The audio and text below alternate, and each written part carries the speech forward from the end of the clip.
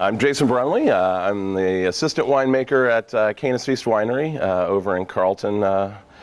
I've been working there since 2009 in different capacities. I moved into the assistant winemaker position in 2016. So I guess you want to know a little bit about like kind of what got me into winemaking. Sure. Why wine? Yeah, so I grew up in Memphis, so that's where I'm originally from. I worked in restaurants for about 15 years or so. And that was kind of a natural progression out of that that led me into winemaking. I moved to Oklahoma with my first wife from Memphis. We moved to Oklahoma, and I worked in a French bistro in Oklahoma City, owned by two French brothers from Grenoble, France, in Oklahoma City of all places, you know. But absolutely wonderful experience. I was a wine steward there for 8-9 years, and I kind of headed up wine education with the servers that were there.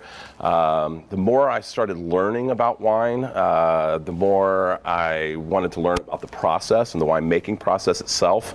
I actually started looking at places to grow grapes in Oklahoma. There was a little area southeast Oklahoma that is kind of in the just very tail edge of the Ozark Mountains.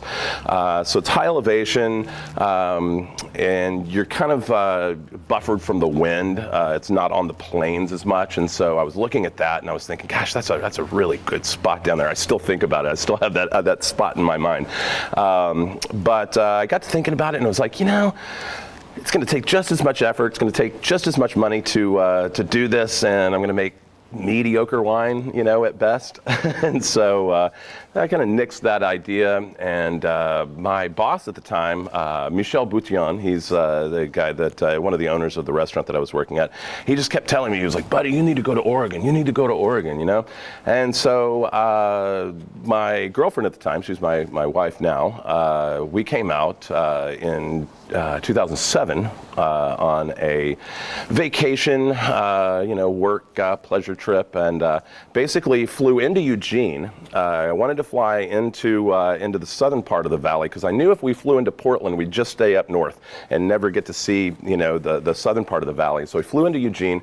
We rented a car and drove up through the valley and did the whole wine thing, and then we went over to the coast, and we both just fell in love with the place. You know, it was just it's the only place I've ever been where it just felt like home. It felt really like, well, this is exactly where I need to be, you know. And so we were sitting on the coast, and I remember this very distinctly. You know, the waves are just crashing in, and I looked at her and I said, you know, I'm moving out here and you can come with me if you want to, you know.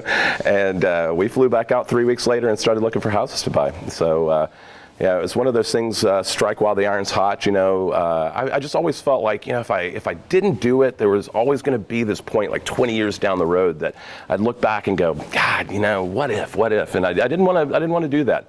And so moved out here, didn't know anyone, neither of us did. She was working for Oklahoma State University at the time. She's a librarian, so she was heading up their digital archives there at the library, and so she had tenure.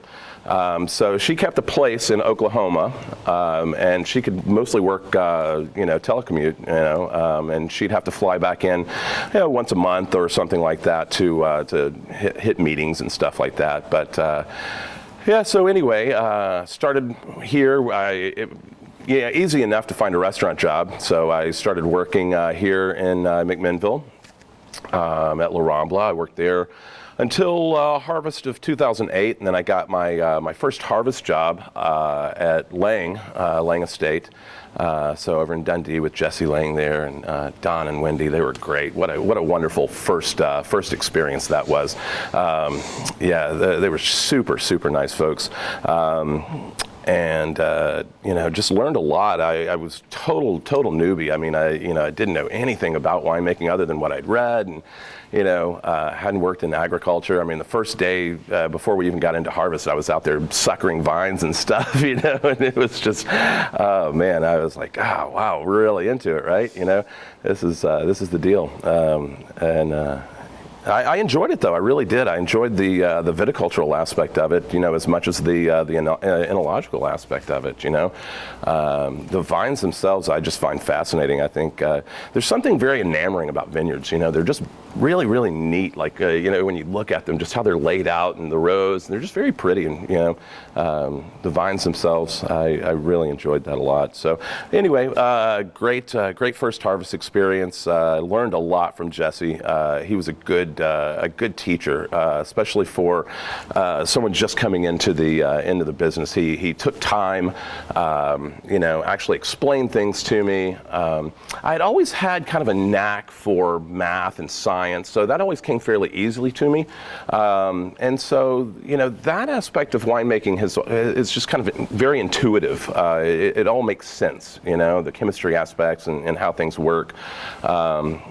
Which I definitely find, very fascinating. But he explained a lot to me.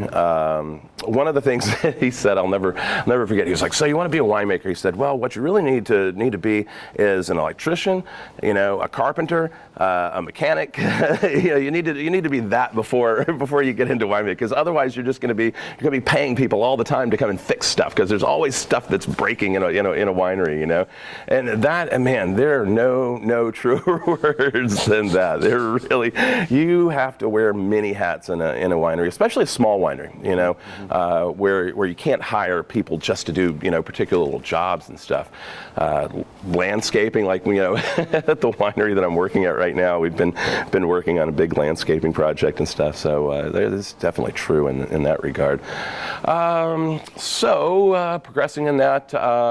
One of the things that really, the more I learned about wine after that first harvest, I wasn't working in the industry. I got a job at Cana's Feast working in the tasting room, and they had a restaurant at the time, and so I was kind of doing double work on that. I would work the restaurant side and then work the tasting room side, but I wasn't actually in production, which was fine. I mean, I know that it's tough. You got to take some time and get your foot in the door and do whatever to get back there.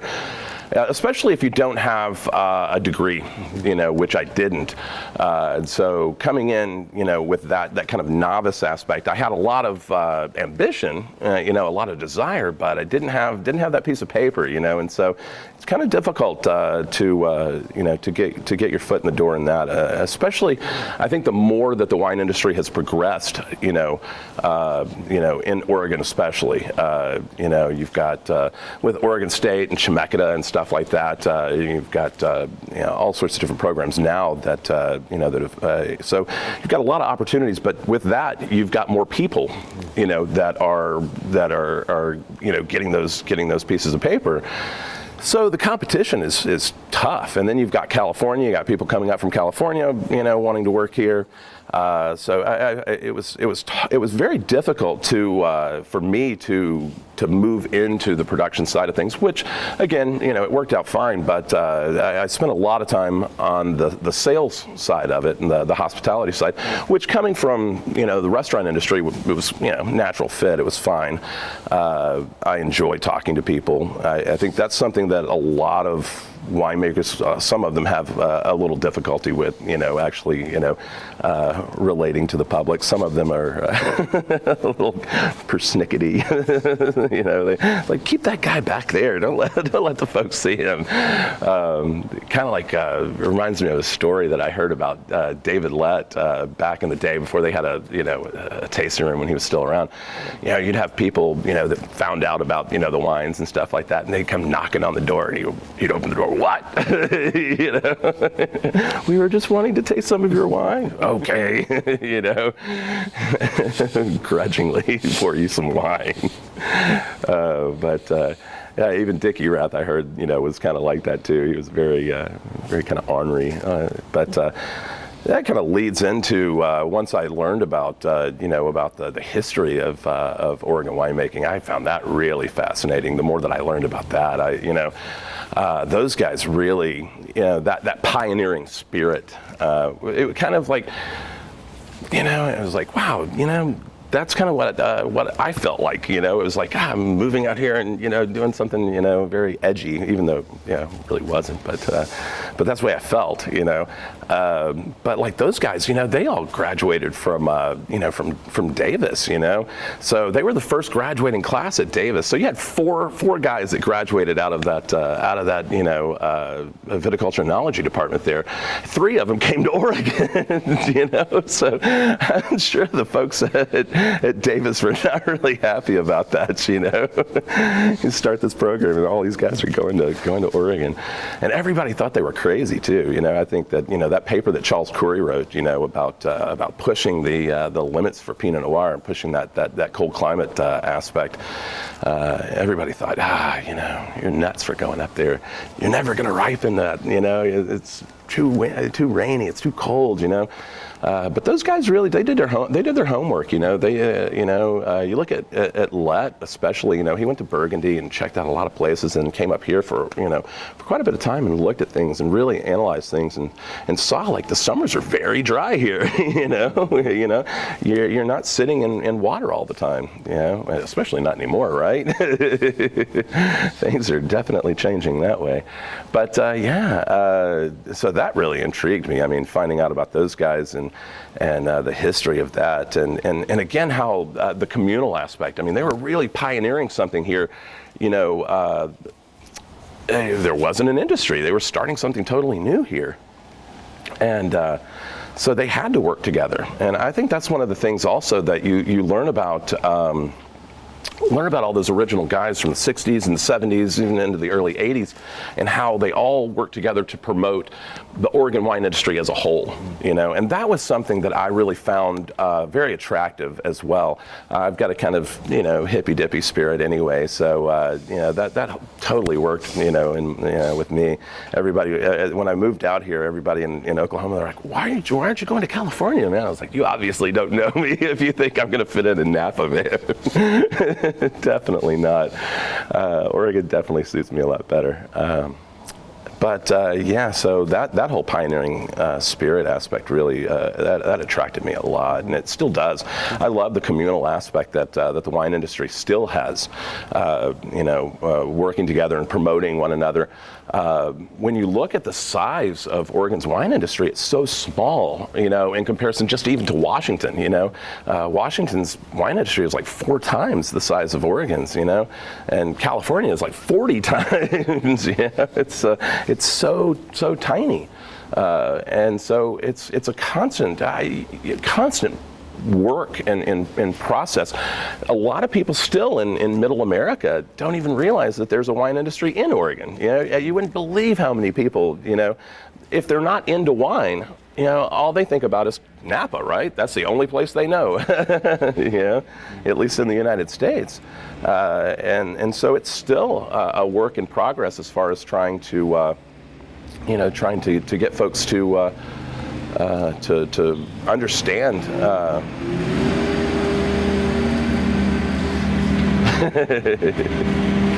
Go ahead and roll with it. We're okay. Should be okay.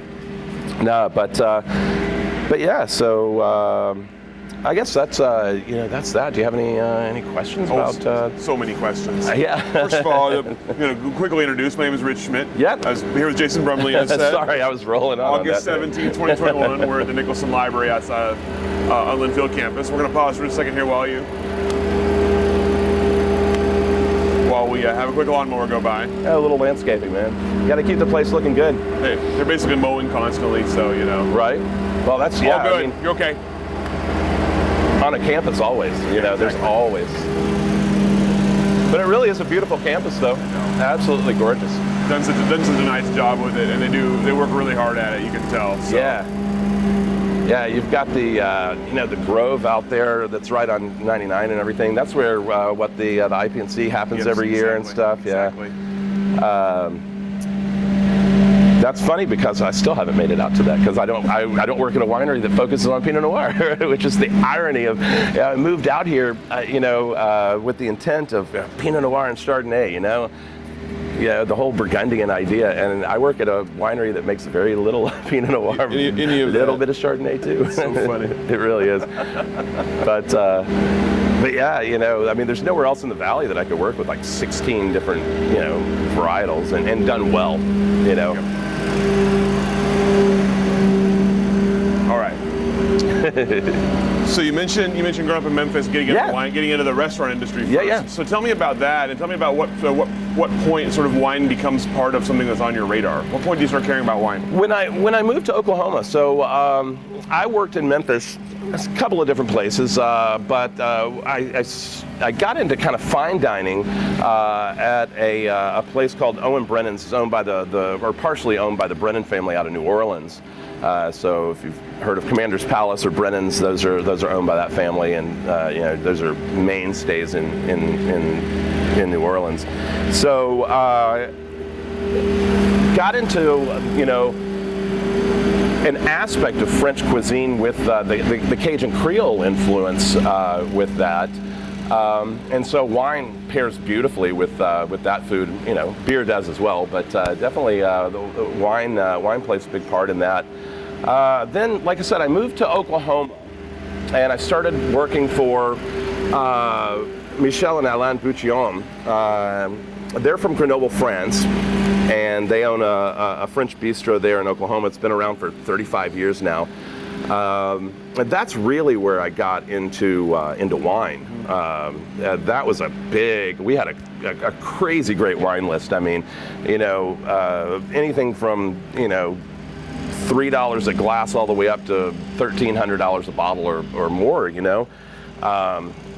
and so working with some of those, that really piqued my interest. It's like, holy crap, I can't afford a $1,300 bottle of wine. I mean, and it wasn't like we were selling those every night, but we certainly did occasionally, and that was pretty fun, especially when the tables would let you taste. Like, oh, here, you should try this, because you're never going to get a chance to taste that Chateau Latour again. It's just not on my radar. And so that was a heck of a lot of fun to get to work with that and just learn about those wines. I started buying books, about French wines and just wine in general, just educating myself, learning more about it. And that was the self-education aspect of it. That's kind of the way that I've done with winemaking in general, even since I moved here. I mean, I did take classes at Chemeketa, when I came out in 2009 and 2010, I took classes out there. And again, it all just kind of came very, very natural to me. But getting back to your question about, how it was really working at La Baguette that got me really interested in wine, and where kind of the passion started really flowering, And the idea, that hey, it might be something that I'd like to do, Not that I didn't enjoy working in restaurants. I really did. I loved it. While I did that, I absolutely loved working in restaurants. And again, kind of that natural progression out of that. You've got food, you've got wine, you've got community, you've got conversation. Wine is a very different creature than other spirits or beer. Very, very rarely do you have anybody that says, remember that beer that we had together? It's maybe that happens, but not. But there's definitely a very communal thing that goes along with wine, and it has been. Obviously, you look at religious aspects of it. I mean, gosh, that definitely, and obviously for a long time, you couldn't drink water. Wine and alcohol. That was pretty much what you had. It travels well. So yeah, it's there's definitely a communal aspect that I really enjoy about that. But that goes in with the restaurants, the food, the atmosphere, the convivial aspect of that. That always really fascinated me too. Still does. It really does. I enjoy sharing a nice bottle of wine with folks. So doing the kind of the sort of self-taught and learning on the fly in restaurants, how long did it take you to feel sort of comfortable with the idea of wine? Still don't. I still don't. I'm learning constantly. The minute that you think that you've got it pegged, I mean, something comes along like last year with the smoke issues and stuff. I mean, as far as in the winemaking aspect, you've got to dance. You've got to stay on your toes, and having a good basic understanding of math and science, chemistry, really helps. If you've got a good feel for that, you don't necessarily have to know all the formulas and things like that, but if you understand how things work, it definitely helps, because you've got a lot of tools that you can have in your toolbox that you can work with in things like that, or if it rains, or if it's cold, or if it's very hot, not even just in the winery aspect, but in the vineyard as well. This year we've had to deal with a lot of heat. I mean, we've had triple-digit days just constantly, and so especially growers out here not used to that. We get a lot of our fruit at the winery from Washington. 85% of our fruit comes out of Washington, even though it's made here in Oregon. And so those guys are used to that. That's all high desert out there and really hot, and they're used to working with that. People here, it's definitely different. The past decade has really been, it's kept people on their toes. But what was the question again? Sorry, we kind of went off on that. Well, so much sort of comfort level. Oh yeah. So especially with sort of the customer and also the training the staff aspect of things. Sure. Yeah. I definitely feel comfortable talking about wine, and I've never been afraid of saying I don't know, but I'll find out. That's always don't BS people, because the minute you do, that you're gonna find somebody who actually knows, what they're talking about, and then you just look like an idiot.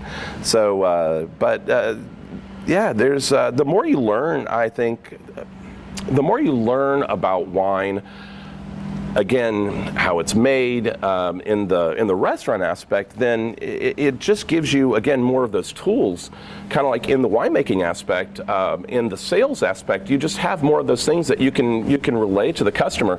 You don't necessarily have to bore them with all the intricate details and stuff, but if you find somebody who's actually interested in it, then you can actually have a good conversation, and that just makes the experience so much better, so much more enjoyable. For I think for both of you, and in the restaurant industry, you definitely make better tips that way. I mean, you do if you are engaging with people, and you know what you're talking about. People respect that. Absolutely, they do. They have a better dining experience. So yeah, that's. But I'm constantly learning. I mean, people ask me questions, and I might have okay, yeah, I think this, but I don't know. That's a good question, but that gets me again, to the point of I'm going to find out about that though. There's always that curiosity that I think. You have to have. I think in anything that you do, if you're not curious and you're not engaged with what you're doing, I mean, what's the point of it? What are you doing? But. Yeah. So when it came to educating sort of customers and also educating staff, what did you find the most important things were for? With French wines, I think knowing the history. With European wines in general, there's so much history, and why these things are the way that they are. It's still so very new in the United States, and it's very kind of Wild West here. There are very few rules. We can kind of do whatever the heck we want to do, but there's so much tradition there, and you've got the AOC or the DOC, in Italy or Spain, and those regulations, they're there for that history and for that tradition. Even though it's slowly changing, you're seeing some changes that are happening, but it's still. It's like this is the way that it's been done. There's a reason that we do it this way. Even though sometimes there's not a reason, it's just because it's been done that way, and people they're not prone to change easily, especially especially when you've got that much history behind it, just hundreds and hundreds of years of making wine. So with that, I think there's also a responsibility, as a person who's selling those wines or talking about those wines, there's a respect, with that. I think that that you have to have. You can sit there and poo-poo it if you want to. You're talking about someone's culture. You're talking about someone's past, and you've got families, generations and generations that have been making wine, on this property. So if you don't respect that, you should probably take a step back, I think, and kind of think about it at least. So there is a responsibility with that, and again, not BSing people, again, because there is that history and tradition, and it means something to these people. It's not just a beverage, it's blood, sweat, and tears that go into this. It's family, it's heritage, it's livelihoods for people, so yeah. So there's a responsibility with that, I think, So as you're in Oklahoma and you're hearing about Oregon, right? So what was it? Why was the thought that you should come to Oregon? Why did they think you should go to Oregon? Because I'm a long-haired hippie. That's ultimately what it is. No. Because I fell in love. At the Bistro we had Rhones, we had Bordeaux, but I fell in love with the Pinots, man. The Pinots there's something about Pinot Noir that and I still do, even though I don't work with a lot of Pinot Noir now, I find it just so cerebral. It's definitely, it's a subtle wine.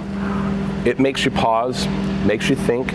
It's not just a big in-your-face Syrah, and not saying that Syrahs can't be complex, but there's so much fruit on the front palate that you oftentimes lose a lot of the more subtle nuances and complexity. Where Pinot Noir, you've got very light fruit, delicate fruit. Even if it's a big Pinot, it's still light in comparison to other varietals.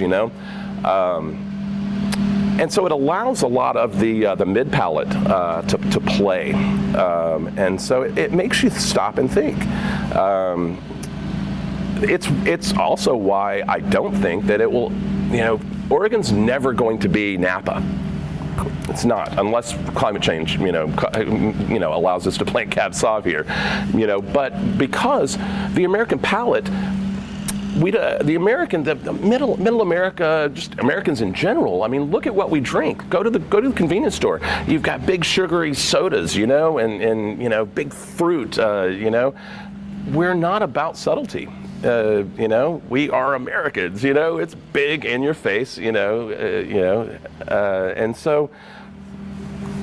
Pinot's never going to be on top. It's never going to beat out Cab Sauv. It's never going to beat out Syrah because it is lighter, and it does. It takes thought to actually enjoy it. I think, it takes a certain person to actually enjoy Pinot Noir, and that kind of sounds arrogant, but it's true.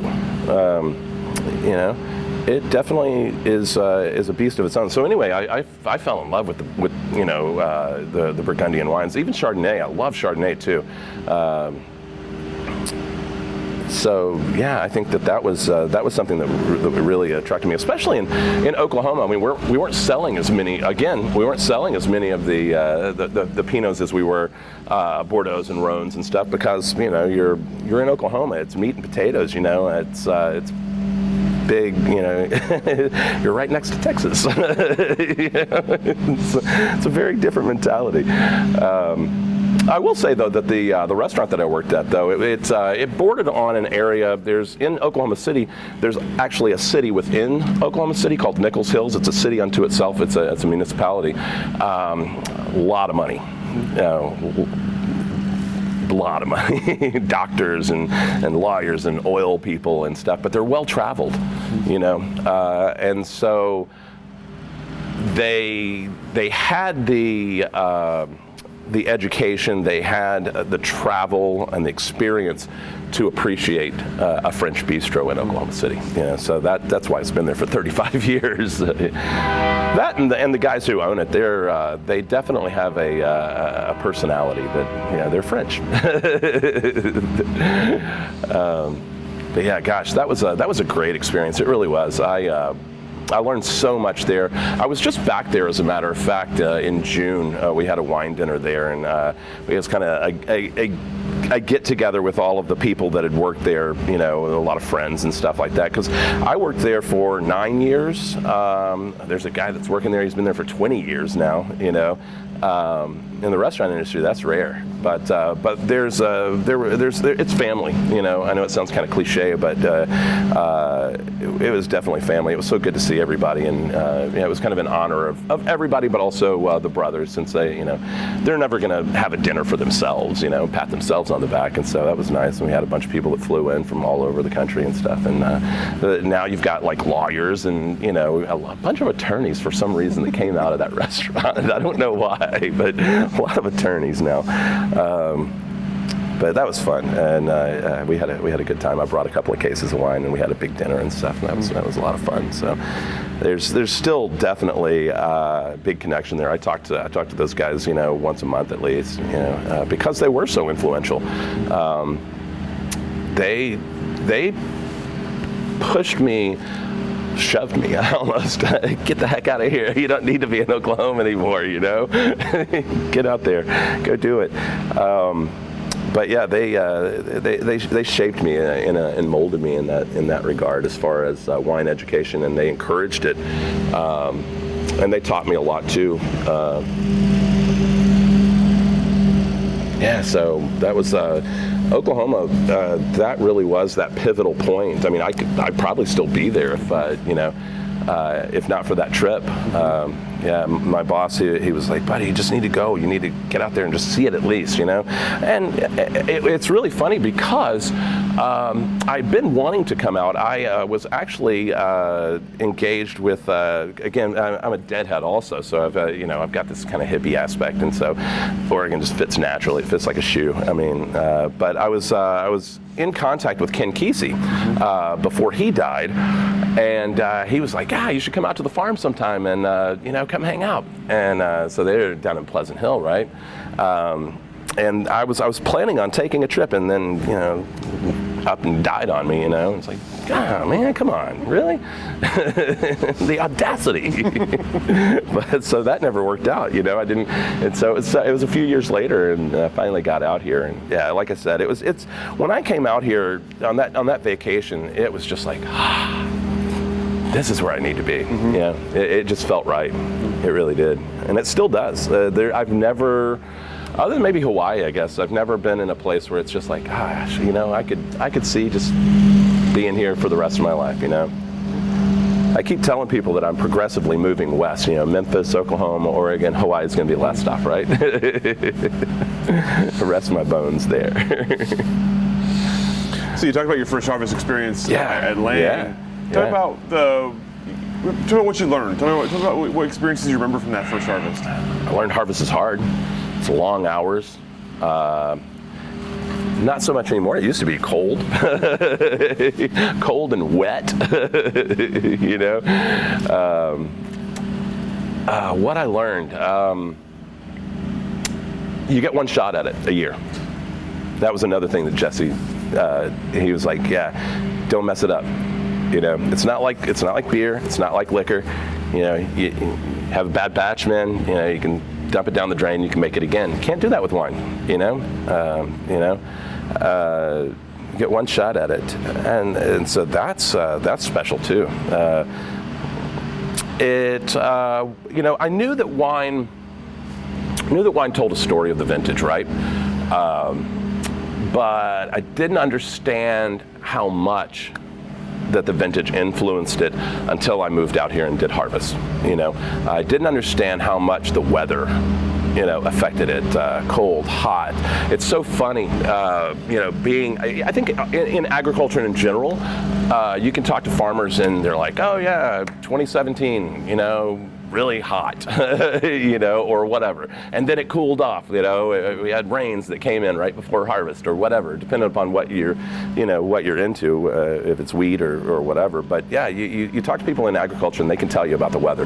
They can tell you even about, the non-growing season, times. It's like, oh, we had a really, really cold winter that year. We had a lot of rain, a lot of snow or whatever, really dry winter or whatever, because it does come back and influences the crop that you're dealing with. And I think especially with wine, at least as far as, so we're not selling the actual grapes themselves, right? But it's very close to the basic product. It's closer than any of the other beverages that you're getting. You're going through brewing. It's very far away from grain and hops and barley. Obviously spirits are very different than their base product, but wine is.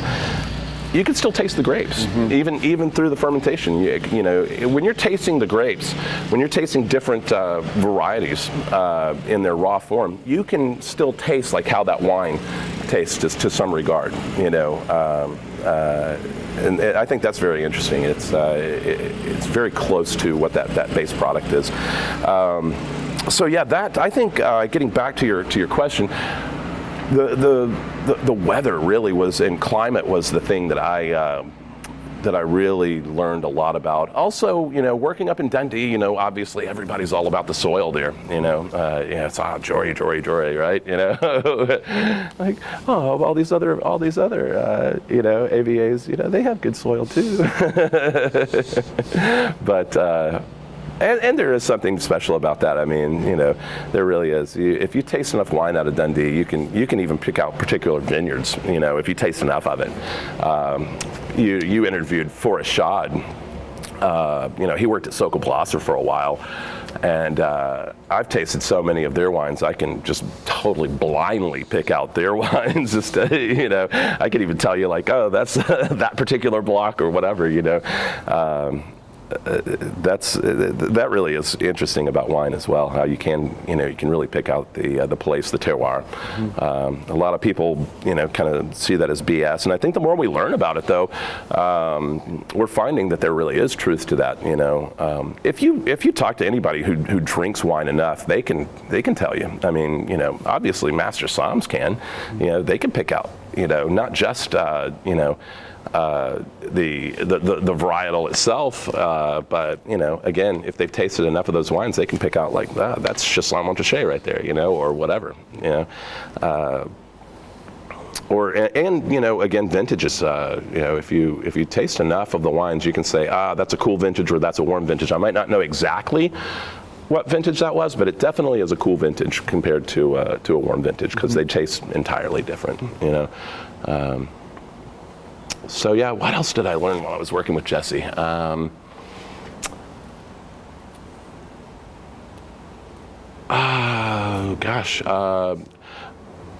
think that was, the main thing. It was just, it was a lot of just basic work. I was just a harvest intern, so I wasn't, in the lab or anything like that doing that. I still hadn't gotten my hands into, into pH and TA and stuff like that, or.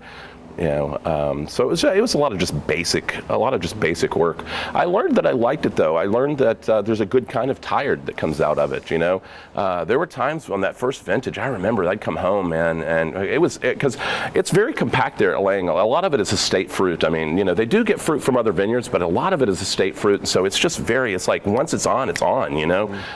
Everything ripens right around the same time, and so we're a lot of late nights. There were many nights that we got out of there at 1 o'clock in the morning and had to show back up at 7, and I'd get home, I'd crack open a beer, and I'd wake up in the morning and on the couch, like half of the beer's still there, I didn't even get half of the beer down. I just crashed, I was just tired. I don't think I had been that tired from working, ever. Even working in restaurants, on a busy night, you're just not that tired. It's just on, and you're just constantly busy. But I love it. Man, I look forward to it every year. I love harvest. I really do. There's just this edge to it, and it's like, this is what we work for. We get this time. This is our time to do it, man. Yeah, that's a lot of fun.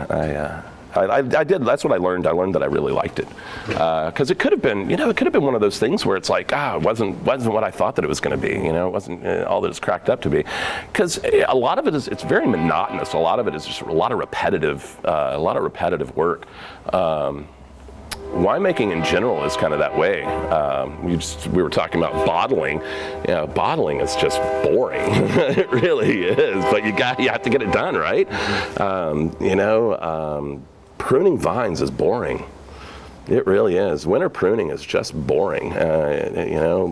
Laying down canes and tying everything down. The thing about vineyard work, you get finished with a row and you look up and you're like, oh my gosh, this vineyard is so big. There's just more and more and more stuff. By the time you get finished tying down, it's like time to go sucker. You've got to start back again and go do that. Especially if it's just you and another person. Like when Forrest and I, we planted about 10,000 vines up on his property, and that was just us. We had a little help from friends and stuff, but for a couple of years it was just us up there doing that work. And man, those are rainy and cold, and it's got to get done though. Those are the times that I almost didn't like what I was doing. It's like maybe I didn't choose the right path. Go back to working in restaurants, a heck of a lot easier. But it's rewarding again. Like I said, there's a good kind of tired that you get out of it. You feel good. It's like you've actually put in a good day's work. Something to be said about that. An honest day's work.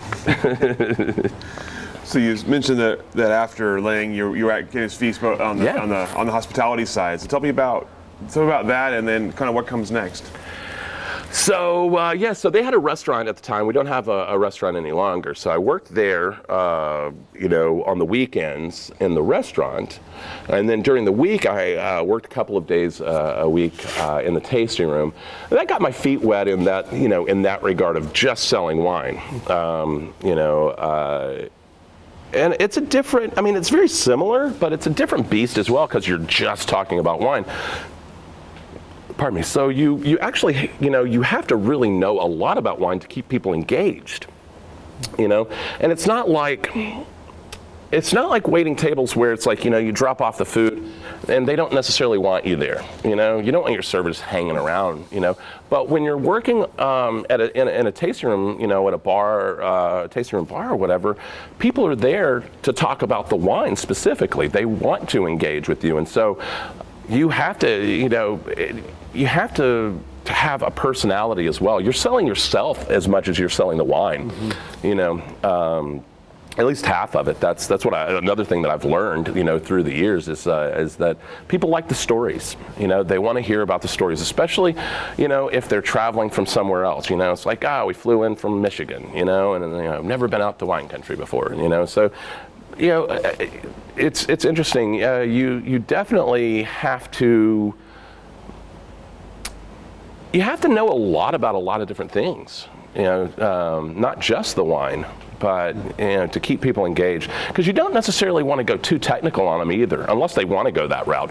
But you don't want their eyes to roll back in their head, and go, oh yeah, this guy's never going to stop talking about, do they care about pH? Do they really care about TA? Do they even know what that is? Yeah, it's so funny because you go to some places, and it's almost like they're reading a script. It's like, this is our da da da da da. It comes from this side, da da da da. It's just right down the hill, blah blah blah blah. And you can tell that they say the same thing to every person that comes in. And some places want it that way. They want it standard. That way people know what they're getting. Every time that they go there. But to me, that's just kind of boring. There's no personality there. And so that was the thing that I learned also, is that you've definitely got to engage people a little more than you do in the restaurant industry. Working in a tasting room. it's a different beast in that regard. But it's fun. I really enjoy it a lot. I've met a lot of really interesting people, through that.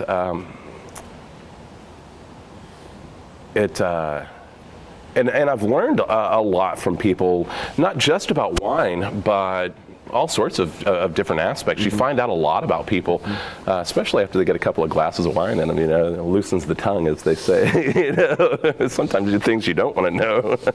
But again, that kind of goes back to that communal aspect of it. Wine is very different in that regard. It's a good conversation beverage. You think about it, there are great philosophical conversations that have come out of just sitting around having a glass of wine. I think much more so than spirits and stuff that can lead to some some not so good conversations, I think. But yeah, so different beast in that as far as working in the tasting room. I've learned, like I said, you have to learn a lot about the wine, though. You have to know a lot more about the wine because people expect you to know it. And I think if you're going to do it well, you want to seem knowledgeable at least, and not like you're just BSing people, or not. Again, I think like I was saying that. You're not just saying the same thing. You can tell that some of those places you go to, and it might have great wines, but it's like, gosh, it just wasn't very personable, and there's a big aspect of that, especially I think now with, gosh, we've got over 700, 800 wineries in the state now. Everybody's got a tasting room, several tasting rooms, some of them. And so what separates you from everybody else? What makes you different? And that's where, kind of working at Cana's Feast, that was one of the things that I've found, because we do focus on big warm climate varietals. We're an island in a sea of Pinot, and so people go to us for something different. Like I said, it's very ironic because I moved out here, specifically for Pinot Noir and Chardonnay, and I'm not working with it. I mean, very little. We do a little bit of Pinot Noir and some Chardonnay that goes into a white blend that we do, but I've actually enjoyed it a lot more than I thought that I would. It's definitely not a disappointment that I'm not working at a Pinot house. I think it's actually. It's fun. It's a lot more fun. Like I said, there's nowhere else in the valley that I could work with 16, 18 different varietals and done well. It's not an afterthought at Cana's Feast, because a lot of places it's like, okay, yeah, we focus on Pinot, but we also do a Syrah, or whatever. This is our focus. This is what we do, and not patting myself on the back, but we do it well. I could stand behind all of those wines and be very proud of selling those wines to people. And the thing about it is every variety is different. They're like kids, they really are. Some kids are really good. You don't have to do anything with them, like Sangiovese is like that. Sangiovese is a great kid. You don't even have to, you barely have to do anything to it. And then you've got other varieties like Syrah, where you constantly have to go, hey, stop that, going reductive on me again, aren't you? Yeah. So yeah, it's interesting to find the personalities of all the different varieties.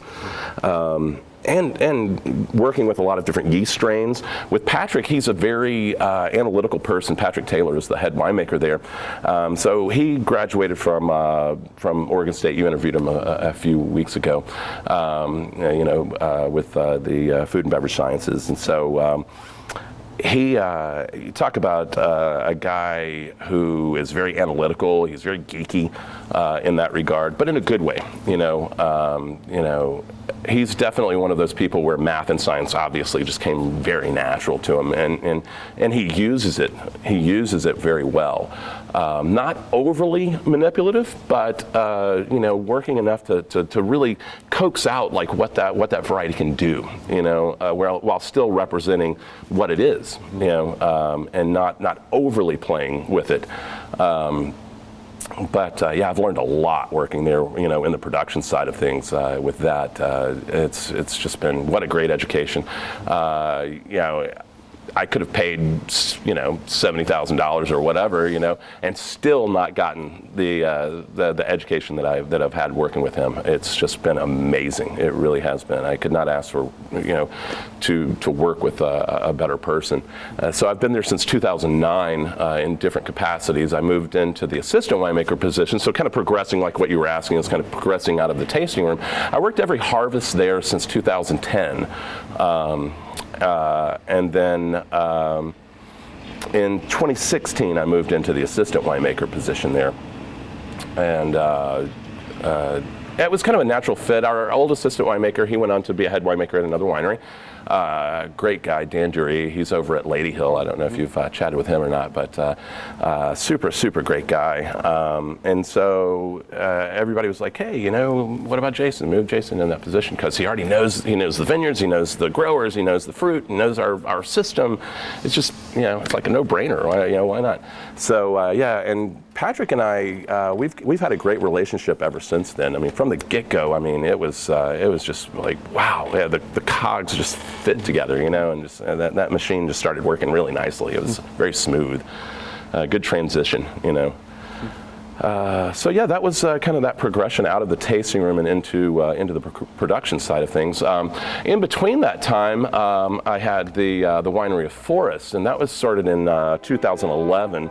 So I live here in McMinnville, at the corner of 12th and Yamhill. I have a basement in my house. So Forest has the vineyard, right? And we were working on that already, planting vines and stuff like that. And it was like, well, let's do a winery in the basement. Yeah, let's do a legit winery, not just, and so that was pretty crazy. That was an experience. Wow, that aside of the wine industry that, a lot of people don't get to see, actually establishing a winery and what you have to do, all of the federal hoops that you have to jump through, the state hoops, the local stuff, and especially trying to do it in a residence. It hadn't been done before in Yamhill County. And they didn't know how to deal with it. They had no idea.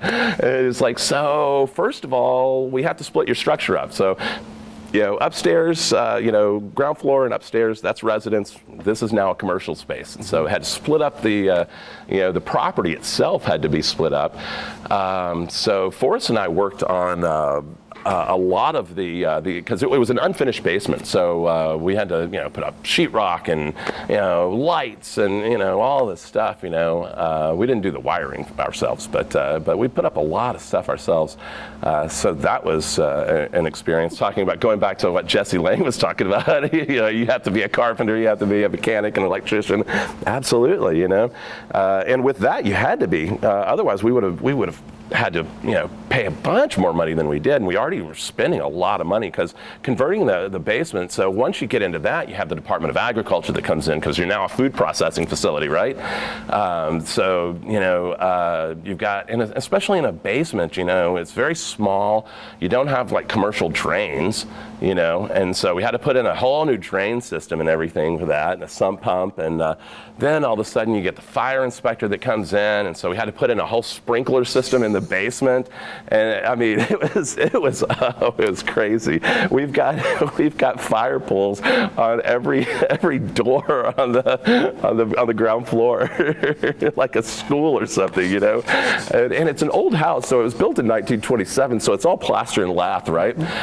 And so we weren't going to be able to wire all of that stuff. I mean, that would cost way too much. So we found like a wireless system that we put in for all of that. So it's all on this wireless system, like the whole sprinkler system and everything. We've got big strobe alarms and stuff. I mean, it's like my wife's like, we're never going to be able to sell this house unless you've got like a pyromaniac or something like that. Like, do you have a pyro for a kid? Here we go. This is your house right here. Put them in the basement. It's never going to burn down. But boy, yeah, I learned more about the Oregon Specialty Structural Code than I ever thought that I would. They brought a guy out of retirement to actually work with us on this. This guy, Bob, he worked for the city planning department. He was retired. And they just, again, like I said, they just didn't know what to do with this. It was like, we want you to do it. They were encouraging, but it's like, but we still want to be within the law. And, we don't want anything to come back in, several years and bite everybody. And so, yeah, Bob came out of retirement for us, and he was a good guy. He really was. There were many nights that I would message him or call him, and hey, what about this? Look at this clause here, I think we can get around having to put an elevator in the house, Yeah, because the whole disabilities aspect, but we weren't open to the public, so that was that was the thing. So we didn't have a tasting room or anything like that. Nobody could come in and taste. So we got around all of that, and also one of the ways that we got around that was because it was grandfathered in because the house is so old. Mm-hmm. So but yeah, there were a lot of things where it's like, I don't know if this is going to work or not. I don't know if you get caught up on this one little law. And it's like, gosh, how are we going to work around that? And so you're just reading constantly, and looking for clauses and how to get around it, But yeah, that was fun. Tell me about the other part of it, the sort of designing the naming, designing, and deciding what kind of wines you wanted to make. Well, so Forrest and I, had been planting vines up there. So again, we didn't have money to go out and buy rootstock and stuff like that. So we were just taking cuttings from winter cuttings from their prunings and stuff from different vineyards. But with that, we got to select exactly what we wanted, But it was self-rooted, so you're always having have that phylloxera, aspect. But we started out wanting a heritage type vineyard site. So on his site, there are no Dijon Pinot Noir clones at all on that site. We had Pommard, Wadensville 1A and 2A, which 1A, there's only like four vineyards in the valley that have Wadensville 1A. We had Pinot Noir, which is a Pinot Noir clone. It's called Noir because it's upright. You don't have to work with it as much as you do a lot of the other Pinot Noir clones. They actually thought it was Gamay at one point when I think it was maybe Gallo that brought that in or something like that. I can't remember who it was in California that brought that in originally. We had found that. I forget where we got that from. It may have been like at Sokol Blosser, I think, and they ended up tearing those vines out, because it really is. It's very light. That's why a lot of people just didn't like it. It was even for Pinot Noir, it's very light. I was talking to Randall Graham, down in California. I was asking him about it because, he originally started working with Pinot Noir before he got into the Rhone varietals down there. I was asking him about it. I was like, have you ever heard of this? He goes, oh, the bastard clone is what he called it. It was like, nobody wants that stuff. But we had some of that. I like it. I don't mind it. We had Pinot Meunier that we planted out there as well, which Forrest does as a still wine, which is very unusual. You see that going into sparkling wines a lot, but you don't see a lot of still red Pinot Meunier out there. That's a fun one to work with. I really like that grape a lot too. Gosh, what else did we have out there? Wadensville, Pommard. Had some of the David Lett cuttings that they were giving away at his funeral or at the ceremony, the memorial service that they had. They were giving away cuttings and stuff, and so Forrest got a couple of those, and then we propagated off of those vines and did a couple of rows of just old Lett stuff, which was kind of fun. But yeah, so. Getting into the creation of all that and why we wanted to do what we wanted to do, that kind of goes back to we wanted to honor the guys that started it all. These were the clones that they had. That's what they had available. Everything that they brought up from UC Davis, that's all they had. It was all UCD cuttings, that they brought from and planted in those original nurseries and stuff. Lett planted that nursery down in Corvallis. It's basically in a drainage ditch, at a nursery. Corey, planted up just outside of Forest Grove up there. So yeah, those were the original guys, and that's what they had. And so it was kind of a heritage idea. We wanted to honor that that whole thing. I think also Forrest and I talked about this while we were planting, because we were seeing it's like, with climate change happening, everybody's planting these earlier ripening Dijon clones, and it's like maybe you want something that's going to be a little bit later ripening, especially the way things are going. So there was a logical aspect, not just a passionate aspect. There was a logical aspect to what we were doing as well. We were kind of learning, definitely on the fly, though. Never planted a nursery before, and again, Forrest grew up farming, and so his dad planted vines out there on the farm in the '80s. So he grew up with that. I moved out here, and I was totally green about working in a vineyard and stuff. So that was a big education process. Again, learning on the job, learning on the fly. But it did come kind of, intuitively. It made sense. If you think about it, if you stop and think about why the vine's doing this or why it wants this, it's like, oh, okay, that makes sense. That's logical. So what else did we plant up there? We did plant some Dijon Chardonnay up there, just to have some Chardonnay. And so that came from David Adelsheim's vineyard. Their Boulder Bluff site, I think is what they call it. It was when Chad Vargas was their vineyard manager over there. We talked with Chad, and it was like, hey, because we had this one area that we called it the bitch block. It was a bitch to work. It was just rocky. It was a pain. Putting in posts there was a nightmare. And so we were talking to Chad, and it's like, hey, do you have anything that? And it's kind of shaded out. And so, do you have anything that would work there? He's like, yeah, we've got this Dijon 548 Chardonnay clone, loose clusters, so it likes a little bit more shade, and it doesn't have the propensity to mildew as much as, because Chardonnay is really tight clusters and stuff, and will just mildew on you like crazy. And so he was like, yeah, try that. And we've got it in this rocky area, and it seems to really like it there. And so I was like, okay, cool, that makes sense, Again, that was kind of, it was logical the way we went about things and where we got our cuttings and our vines and stuff. That was fun. That was a good time. That really was. A lot of work, but it was fun. It was a great educational experience. And then creating a label too was a lot of fun too. Coming up with a name. That's like the hardest thing. That really is the hardest thing. It's like, so what are you going to call it, right? Is it going to be Shad Brumley, or is it going to, what do you, and so we were sitting there. I remember we were sitting at his house, and we were flipping through the dictionary because we were both Deadheads, and so that was actually how the Grateful Dead came up with their name, right? Sitting at Phil Lesch's house, and they flipped through, and there was this kind of thing about the Grateful Dead. It was a story, it was a Nordic story about and so I was like, it worked for them, man. We can just we could do it that way. So we're flipping through the dictionary and going, maybe,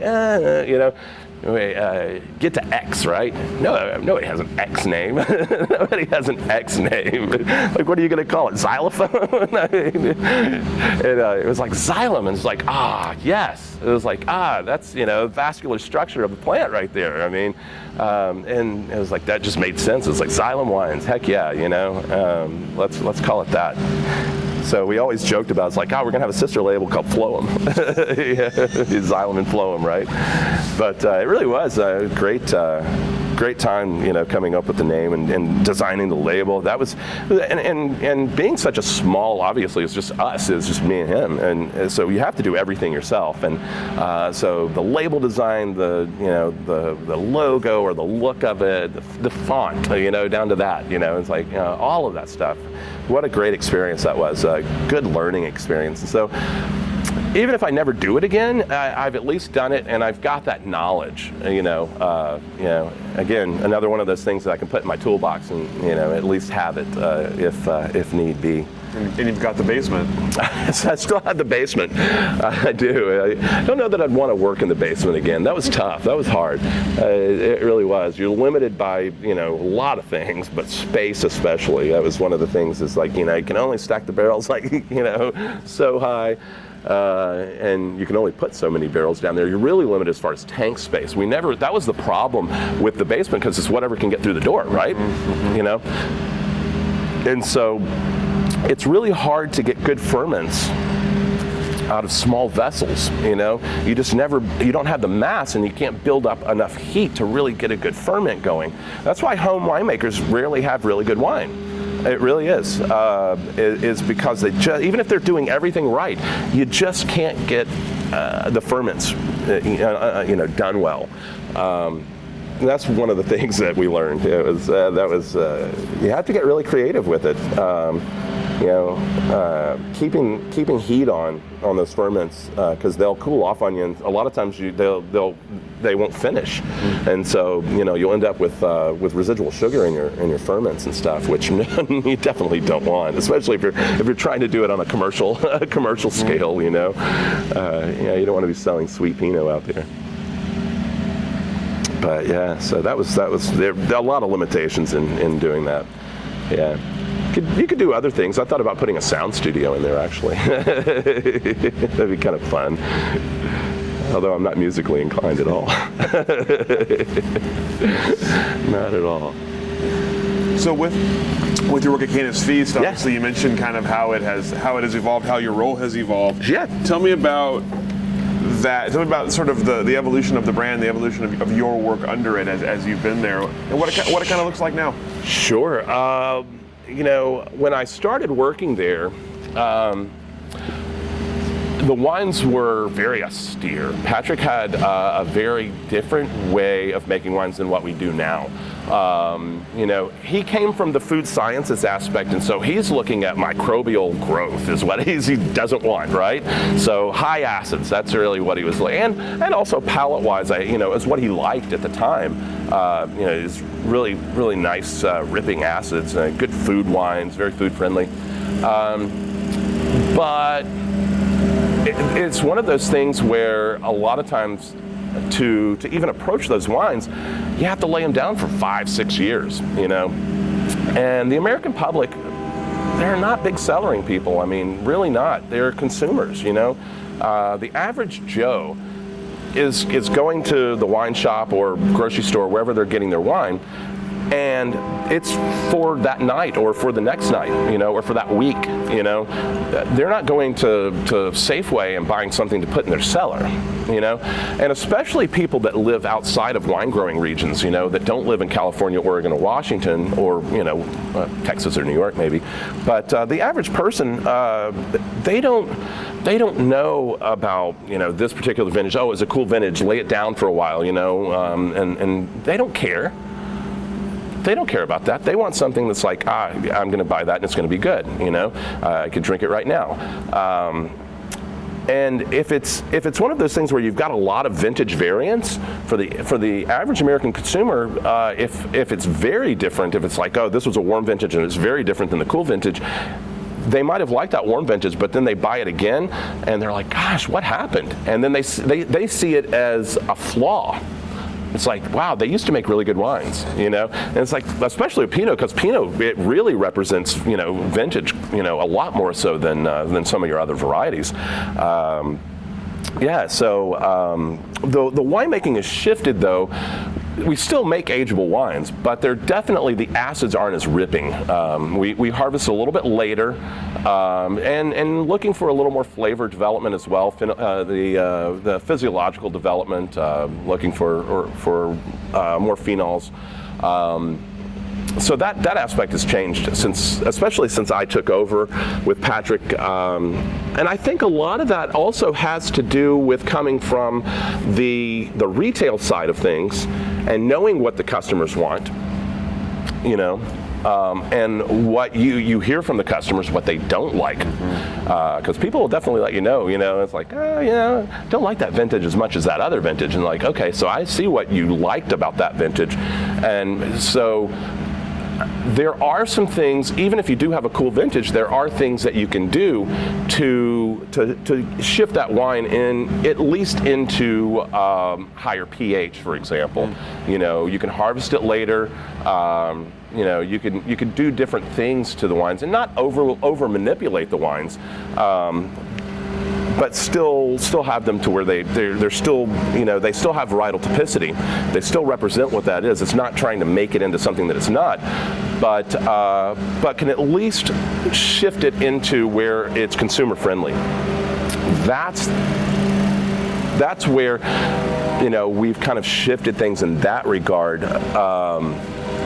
Walking that tightrope where you still want ageable wines, you still want people to be able to lay them down if they want to, but also to be able to open it tonight and be very happy with it as well. Mm-hmm. And not say, gosh, opened that too early. Maybe I should have laid that down for a little while longer.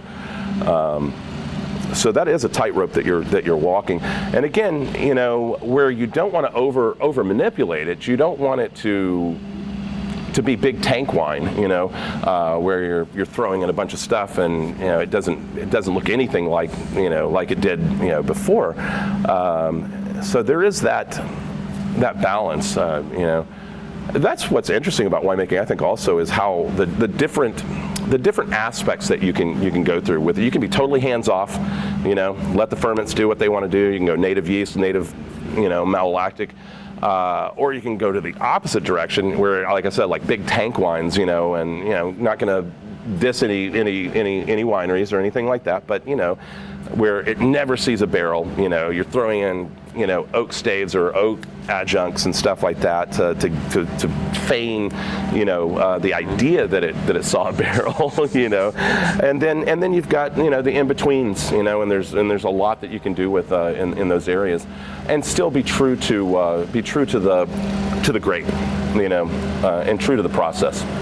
So that's where we've kind of worked in that way, just trying to make more consumer friendly, I guess, wines, where it's not so austere, where it's I still want that cerebral aspect, I still want people to pause and think like, oh wow, what's going on here? But at the same time, I like making those wines also that are like, hey, you don't have to think about it. You can just have a glass of this and be really happy with it. You don't have to sit here and analyze it. You can just drink it. Enjoy it. Every day, drink juice. I know that sounds bad, but those are good. You need those wines too. You need I think everything has its place. Like variety-wise, especially, you get a lot of people that are like, I don't like that, I don't like this, and it's like, well, you probably just haven't had, that variety done the way that you might like it. I remember when I was working at the Bistro in Oklahoma, I will never forget this. There was a lady, she came in one afternoon and she was waiting on a friend. And I said, oh, would you like a glass of wine while you're waiting? She's like, oh, that sounds great. I like a white wine, but I don't like Chardonnay. She's one of those ABC people, anything but Chardonnay. And I said, okay, well, I've got something. Let me see. So I got her a taste. She tried it and she was like, oh my gosh, that's great. What is it? I said, it's 100% Chardonnay. It's Puy Fouissé though. It's not over oaked, buttery, Kendall Jackson Chardonnay. And I don't mean to diss Kendall Jackson because it has its place. Obviously people like it. I mean, they sell a heck of a lot of it, but that's just what she didn't like, And she was like, oh my gosh. So again, opening people's eyes and educating them, not letting them limit themselves, to saying, I don't like that. Mm-hmm. Yeah. Mm-hmm. Like, well, you just haven't had a style that you like, probably, is what it is. And certainly there are, some varieties where people like more than others, but that's how things have shifted, though. I think more than anything, and people have been responding to it. I mean, we've actually had to cut our wine club off. Actually, we're just not making enough wine right now, and we're very focused at the winery. We're very focused on vineyard selections, very specific vineyard sites, very different sites. Washington they grow a lot of grapes. And it's almost like hydroponic farming out there. It's all sandy loam soils. Drip irrigation, obviously. I mean, if you're not irrigating out there, you're not growing anything but sagegrass. So we do look for these sites that are unique. That have a certain something that's going to make them stand out, to where it's not just all Columbia Valley floor, Cab Sauv and Syrah and stuff. We look for those places that are going to provide, again, that even out there you still have terroir. You still have what that area is giving to it. That's kind of where we're going there. Well, I'm going to make you talk about 2020 now, so let's talk about 2020. So I want to talk about, first of all, the smoke. Let's talk about the COVID part of it first. So I'm sort of curious about, a year and a half ago when things started to shut down. Tell me about kind of initial sort of personal, professional reaction to that and adjustments you and Cana's Feast had to make to kind of get through last year. Obviously, first of all, just concern for the staff and your friends, and they have families and stuff like that. And so, all of a sudden, you're truly concerned about the health of people. It's something that you don't have to think about on a regular basis. And then the health of your customers. Like everybody, you had to. I mean, we shut down for a little while, until we could figure out how we were going to deal with things. And we don't have a lot of indoor seating capacity, so we were really limited. We do have a lot of outdoor seating capacity, but it was all open. And so, when you're talking about Oregon, you've got one season, in the summertime where we can do outdoor seating in the open. But what do you do in the fall? What do you do in the winter? What do you do in the spring? I mean, a lot of people had to deal with that, obviously. Restaurants, you see the tents going up all over the place and stuff, Everybody you have to be adaptive if you're going to survive, and especially in something like that. It really caused people to rethink things. And so what we did, we have, like I said, a lot of outdoor seating capacity. We just didn't have anything covered. So last year, during the summer, we built a covered pergola, which you probably saw when we were out there.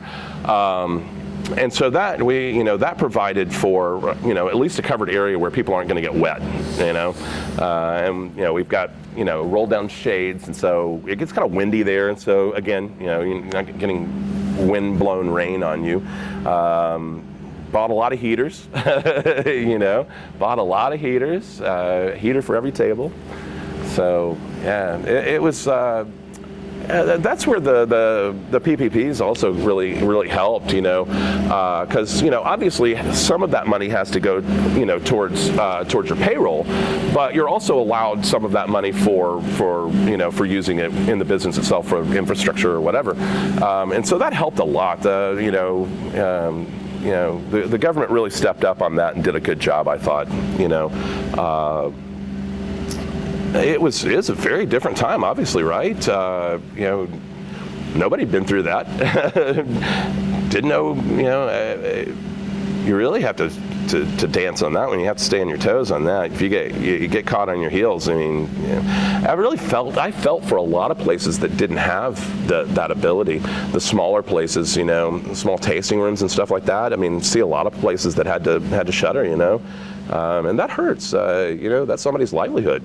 Not just the owners, but the employees, and then, it's that sucks. I mean, it really does. I'm glad that we came through it. I mean, I think obviously, some people got hurt by it, but I think a lot of people came out, better for it.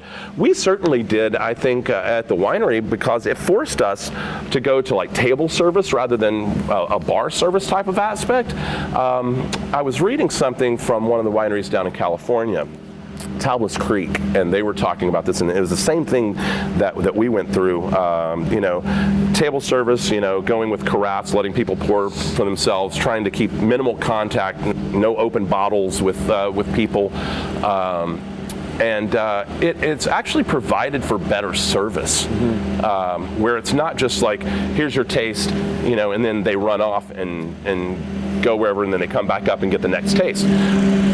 Yeah, it's seated. It's come and take, and then you get more of an opportunity to interact and engage with the people, and to really share your story, share the story about the wine or whatever it is, or just have a nice casual conversation with them.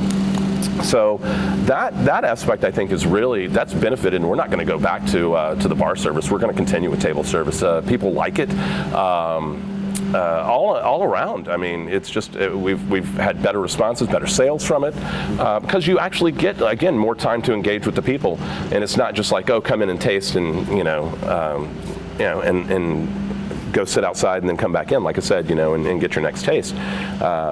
It's more of an experience, more of a wine tasting experience rather than just like, oh, we're going to go out tasting wine and get our drink on, right? This is actually like, this is actually very nice this way.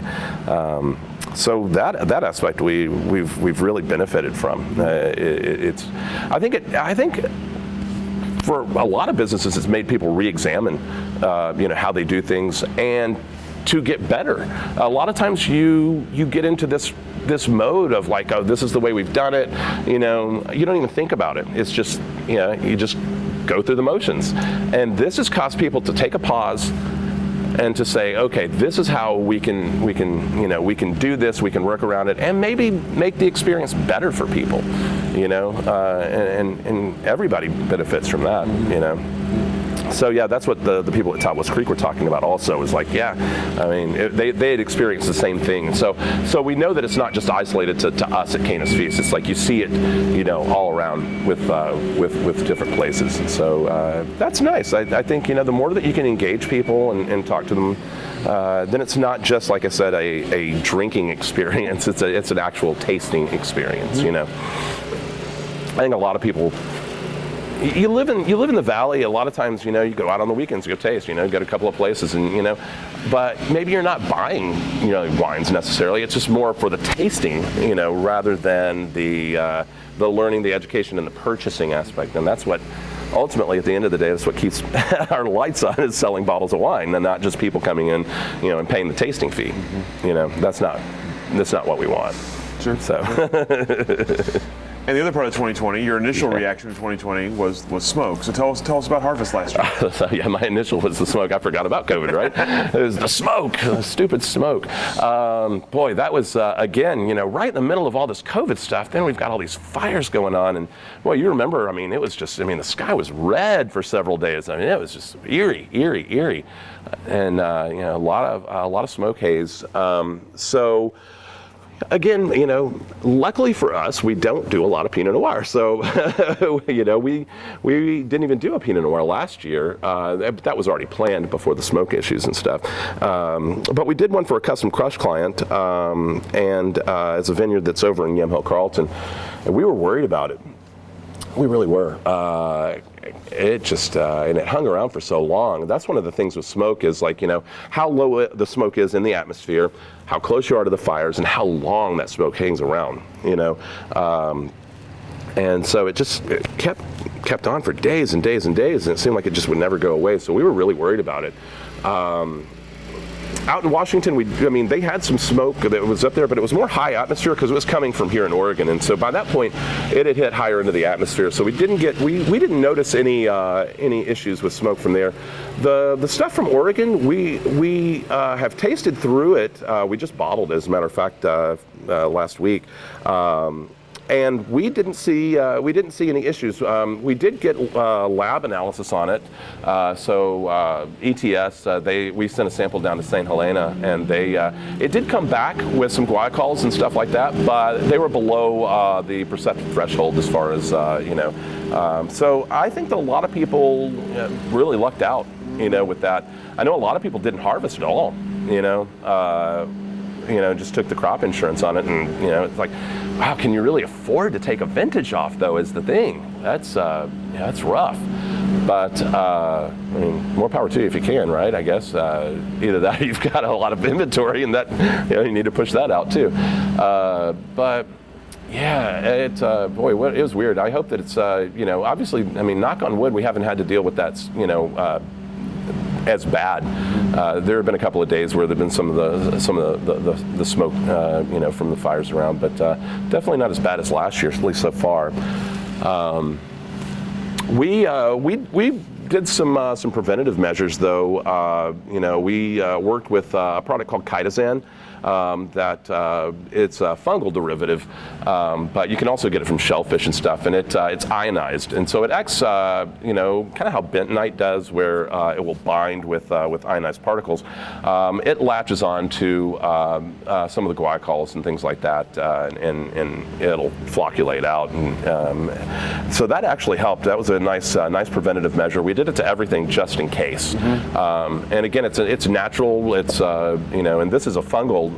It's fungally derived, and so you don't have to worry about vegan aspects and things like that. Because if you were using a shellfish, obviously you'd have to worry about that and different allergies, and so no issues with that. But again, one of those things that it's another one of those tools that you have in your toolbox. You hope you don't have to use it, but you at least have used it, and you kind of know what it does, and you know that at least we didn't notice any perceptible differences as far as flavor profile or anything like that.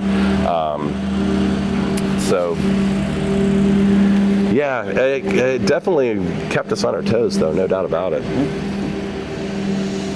That's the wine industry, though. I mean, that really is. That's farming in general, but wine especially.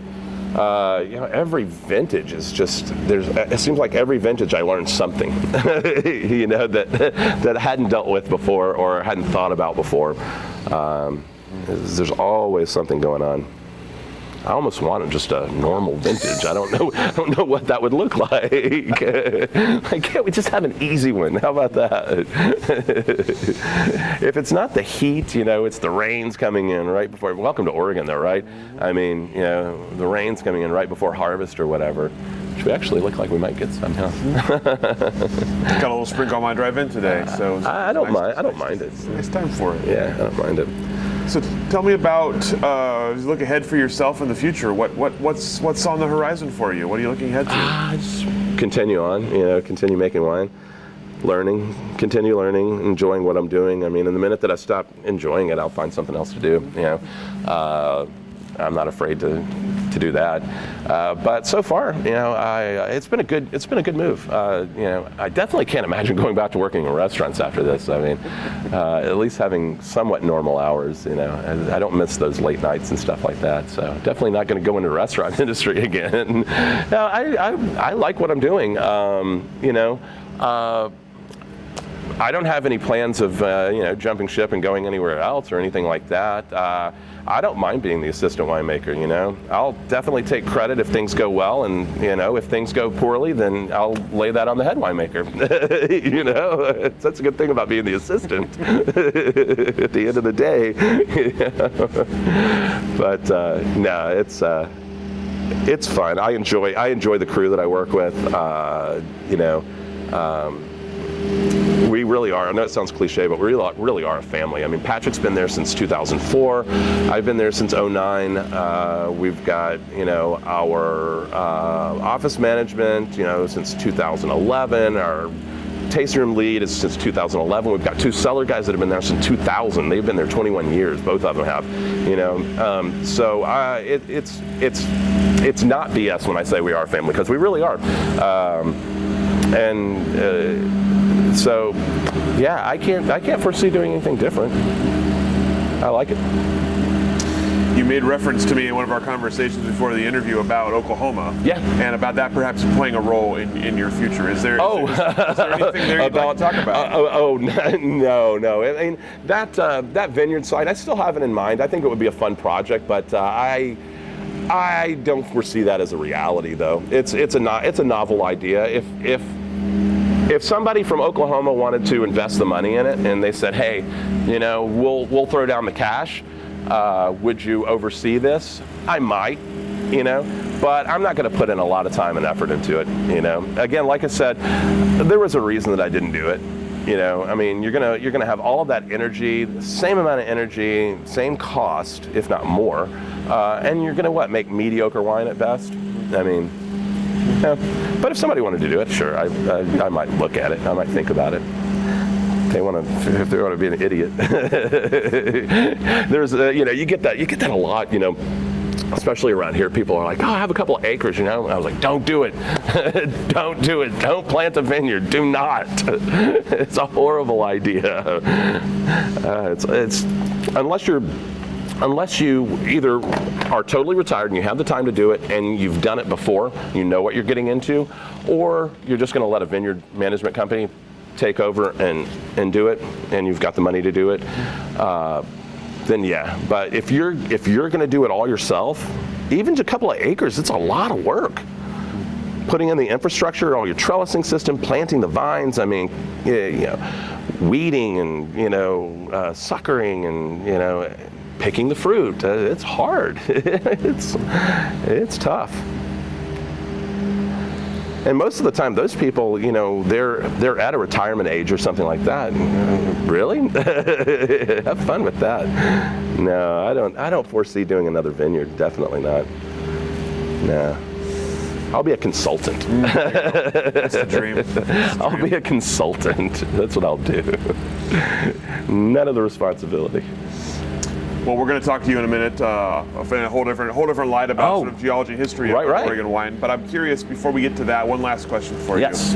The industry in general, what do you see as you look ahead for Oregon wine? Good question. A lot of grapes out there.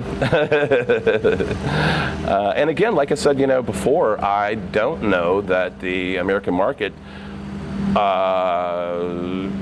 Pinot's never going to be Cab Sauv. It's never going to be Syrah in the American market. It's just not. It's a totally different beast. So I don't know if the market's saturated or not. I don't know. Probably pretty close. I mean, I know California and Washington, I mean, they're talking about, they need, around 10%. Decrease in the vineyard acreage, and I don't know if Oregon's necessarily to that point, but we're probably at a pretty close to saturation point, I would imagine. It's still a healthy market, though. Definitely, I don't think. I mean, we're not suffering by any means, but I think you're going to see some of the smaller people probably getting purchased by some of the bigger wineries that can afford it, or some of some of the bigger groups. A lot of that has to do also with a lot of people that are first generation. They have kids or they don't have kids. The kids don't want to get into it, And so what do you do then? I mean, it'll wear on you. The industry will definitely wear on you. It'll beat you down. It's tough. It's hard. But as far as the future goes, I think the big thing that you're looking at is climate change. How's that going to shape what's being planted here in the valley? You already see people, experiment around with some different things. Cab Franc, you'll see more people doing some Cab Franc, Nebbiolo even. If it continues on, you definitely will see some of those warmer climate varietals being planted out here, and they'll probably do well. Have nice acid structure, nice complexity. They won't be, overly jammy and but we haven't had a truly cool vintage since 2011. So it's been a decade since we actually had a truly cool vintage. We've had those vintages where it's been hot and then it rained or it cooled off right before harvest. But an actual truly cool vintage was 2011 was the last one that we actually really had. And that historically, I mean, obviously we don't have a lot of history growing grapes here. It's only been since '65. David Lett planted those vines in Curry.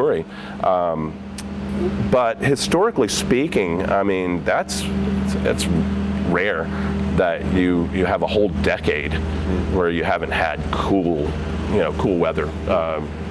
It's been hot summers, and I don't see that trend going anywhere but up. Unfortunately, you'll see. I think that's something that you'll see a lot more people doing is putting in drip irrigation. Here in the valley. I know a lot of the newer vineyards have it just for when the vines were young, just to keep them from getting too stressed out. So they've got that option to turn the water on. A lot of the older vineyards don't have that infrastructure, and so I think you might see some of the older vineyards actually considering putting in some irrigation aspects. I know that a lot of people are kind of they like the dry farming aspect of it, which, I mean, if you can do it, great. But you don't want to overstress your vines. You definitely want the vines to work, so that they will go deeper, as far as the root system, get more complexity. But you don't want to overstress them. And I think especially if we get more years like this, I mean, where you're sitting in triple digits, for several days, the vines just shut down. You're risking sunburn, it will shift how we trellis things. It certainly will. We may shift from vertical shoot positioning with Pinot Noir and stuff like that to maybe having a little more overhang. Maybe a single catch wire and letting the canes kind of fall over just to shade them a little bit more. So we'll see how that goes. It's worrisome in that regard. Definitely, climate change is definitely worrisome. Agriculture in general, water. I mean, you look at I just saw today where Arizona is getting a lot of their water cut off because Colorado River is at the lowest point, that people know about. That's scary. Yeah. Absolutely. Yeah, because that provides millions and millions of people a lot of water. California, for instance, gets a lot of water from that. So we shall see about that. Yeah, I know that in Central Valley in California, they've limited water, for a lot of farms, and that's the biggest agricultural area in the United States. So you start hitting farmers down there with water, limitations, man, that affects the whole country, not just the wine industry. So, absolutely. Yeah, we'll see. Well, it's all the questions we have for the interview part of this portion. Well, thank you so much. So, absolutely. Anything we didn't ask that we should have? Anything we didn't cover? No, I think we covered a lot, dude. Well, thank Do you so much. you guys have any questions? Yeah, you guys have any questions? All right. Well, I'm sure you get to see this all the time. So, thank you so much. Appreciate your time. Appreciate you telling us your story and coming here, and we'll go ahead and let you off the hook. Basically, once again, so 400 to 100 million years ago. Basically, what Oregon is, the line for the land mass itself, it's under the ocean, but the land mass of the North American plate kind of cuts across and bisect across what is now Oregon. So up near the Idaho-Oregon border, all the way down to Gold Beach is where that land mass kind of bisects. But it's still all underwater itself. So the Pacific Ocean is still kind of going here, but the land is underneath the water there. That's the North American plate. So around this time, 400 to 100 million years ago, you start having these little islands, the volcanic islands that start popping up in the Pacific Ocean. These are called exotic terrains, and they're actually moving across the floor, the ocean floor. And like I said earlier, before, if you were sitting here at the Oregon-Idaho border, what is now the Oregon-Idaho border, at a big telescope or something like that, looking out into the Pacific Ocean, you'd see these little islands start popping up where the Blue Mountains are basically right now. Those are the exotic terrains. Those are the first land masses that start coming in onto the North American plate, and they start fusing themselves with all of this magma and volcanic activity.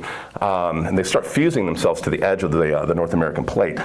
So then, around 165 to 130 million years ago, you have these other little rock formations that start happening, and these are called batholiths and plutons. They are actually the first rock masses, the rock formations that happen in Oregon itself, that haven't moved in from somewhere else.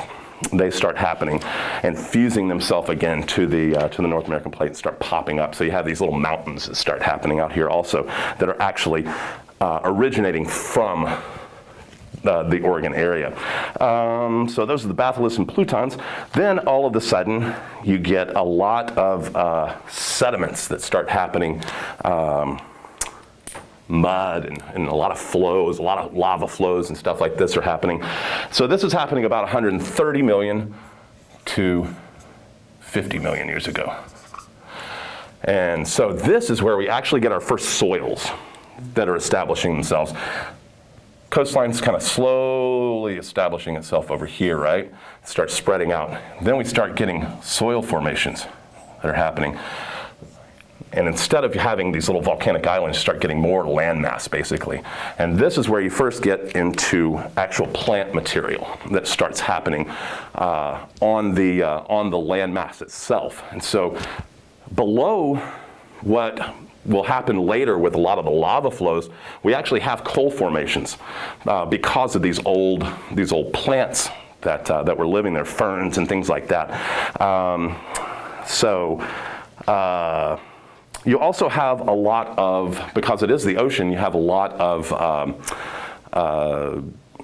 fossilized sea animals that are there, ammonites and things like that. And you can see that up at the John Day fossil beds that is exposed up there. A lot of that aspect is covered over by basalt that happens later on with a lot of the volcanic activity that happens. So we don't see a lot of it, but it's there. It's below the bedrock there. So the Siletz terrain. So these are the last of the exotic arrivals of and they start happening on what is now the coast here. This ultimately will make up the coast range, the base of the coast range. And that's fusing itself to the edge. At this point, you basically have a fully established coastline that goes about right in there at this point. Some of this is still underwater. And then, so that is about 60 million to 48 million years ago that happens there. So we've got 68 to 40. Sorry for my horrible handwriting. So then these are, again, more like the Hawaiian Islands as well. These are the last of these exotic terrains that are coming in from the Pacific Ocean and fusing themselves, again, to the North American plate that's there. So, lot of tropical volcanoes. So this was actually during the period about 52 million to 6 million years ago. Oregon was actually a tropical area. It was very, very hot here. It was very warm. And so you've got a lot of life that starts happening here. A lot of plant life, a lot of animal life. And again, this is where you get a lot of fossilized material that happens, like the John Day fossil beds and things like that establish out here. It is more tropical here than like a temperate climate like it is now. A lot of people don't realize we go through ice ages and come out of ice ages many, many times on this planet. It's called precession. A lot of people know that the Earth is tilted on its axis. What they don't realize is, like a top, if it's off of its axis like that, if you spin a top and it's just slightly off, it starts wobbling. It'll go back and forth as it's spinning. That's what the planet does. And that's why we go into these ice ages and come out of these ice ages. A lot of climate deniers actually say, see, we're constantly doing. What we should be doing, though, is rather than getting warmer, we should be going into the next ice age, actually. So that's one of the ways that we know that we're having an influence on climate.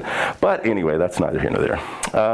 So you start getting the establishments of these volcanoes that start here, start establishing themselves. They'll eventually establish the Cascade Range in a few million years. The Cascade Range is actually relatively young as far as geological time goes, but that's the very, very beginning of the early volcanoes that really start just ripping out. A lot of activity going on. So you've got this shift where the North American plate and the Pacific plate are really just fighting against one another.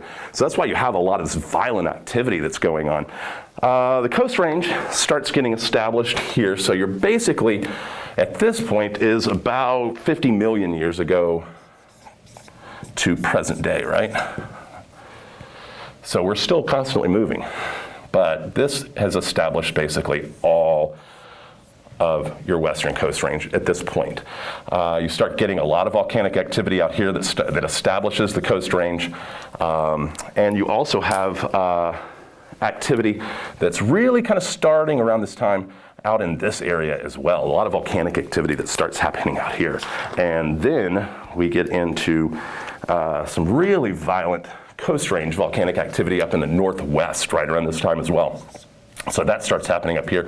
If you go out to like haystack rock and stuff like that starts getting formed at this point. Those are all, that's all basalt that's happening because of these volcanoes that are happening. Columbia River basalt starts happening about 17 million to 6 million years ago. So this is caused by the Yellowstone hotspot. And you may have heard about the volcano, that's the cone volcano that's in Yellowstone. So it's huge, it's violent. And so it starts spewing out all of this lava. And it's not just one volcano, it's a series that goes through. It's all of these fissures that magma is just coming up, and it covers, just immense amounts. Washington, what's now Washington, and Oregon just gets covered. And this is what establishes the Columbia River Gorge. And so that starts right in through here, right? And goes on the Washington side. It's so much of this basalt, though, and so fast. It's just getting layered and layered and layered and layered on top of one another. And you can go out through the gorge and actually see it's a specific type of basalt that happens in the Columbia Gorge. And it's these little columns. And you'll see it like around where the falls are and stuff like that. You can see this, and it's just stacked on top of one another. You see how thick, this volcanic activity was. It's just crazy. It is the biggest volcanic activity that we know of that ever happened on this planet. It was so fast and so furious, and it just kept happening. And 17 to 6 million years is not very long, geologically speaking. And it was immense, and it just covered, not just up here, it covered down here also. So you get a lot of basalt that's really coming through. And this establishes basically what our bedrock is here in Oregon. And it just spews out. And let's see, also, because a lot of these places, it was happening so fast and so heavily, a lot of these places started collapsing. And that's actually what creates the gorge, is it can't handle all of the weight of this basalt, and there's a slight little fissure that's there, and it collapses in on itself and creates the gorge. It also is what creates Silver Falls, so over near Salem, around that area. That's what created that whole area that just collapsed in on itself because of all of that basalt that couldn't handle the weight, and these slight little fissures just open up. So a lot of people don't realize that before the floods, the gorge was there, it was established. And that's one of the things that actually causes the floods to happen the way that they do, is because the gorge was already established. So, moving on. Got a lot of volcanic activity that's happening out here after the Yellowstone hotspot happens. That's about 15 million to 2 million years ago. So this is all happening around the same time. It's just immense amounts of volcanic activity. Like I said, we don't even know on this planet anywhere else that has had this much volcanic activity except for the Pacific Northwest. So all of a sudden here, get these little pockets of these volcanoes, and they establish all these little mountains and stuff. So we start getting lakes that start establishing themselves. This is where you get some of your first freshwater fish that are happening because you get these isolated aspects where these fissures and things like that are happening. Water, you've got runoff from all of the different ice ages and rain just naturally happening. That comes through, establishes all these interesting little lakes, and that's where we get some of our first freshwater fish that happen, and that's about 15 million to 2 million years ago as well. Going on this, about 6 million to 220 million years ago, or 220,000 years ago, sorry. 6 million to 220,000 years ago. All of a sudden, we get the Cascade Range that starts happening. Series of volcanoes, cone volcanoes that are erupting up, obviously, into Washington as well. So that's where your Cascade Range starts establishing itself. So at this point, we've got the Coast Range that's established, and we've got the Cascade Range. So that creates this interesting little valley that is the Willamette Valley, right?